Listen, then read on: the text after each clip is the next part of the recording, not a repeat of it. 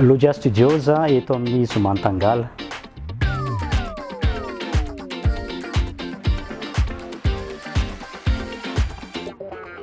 Loggia Studios une agence créative, une activité, une agence créative dia manampy ny orinasa manao communication mamorona vahaolana créatif ho an'ny orinasa mba ahafahany amin'ny communiquer. Ny Loggia Studios dia te ho mpandray anjara mampiroborobo ny métier créatif dia manohana koa ny start-up sy ny produit marque vita malagasy.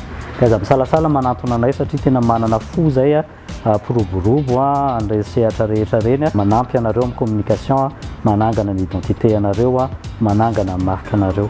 Ny Tangala Maitso sy ny Loggia Studios dia miara-miasa amin'ny sehatry ny Zomantangala, Dinisfara, Klasy Maitso ary ny Diatanana. Raha te hafantatra misimisy momba ny Loggia Studios dia ao amin'ny site web www.loggiastudios.com na ao amin'ny page Facebook Loggia Studios Madagasikara. Zomantangala, Rantsy, Takalo, Zara.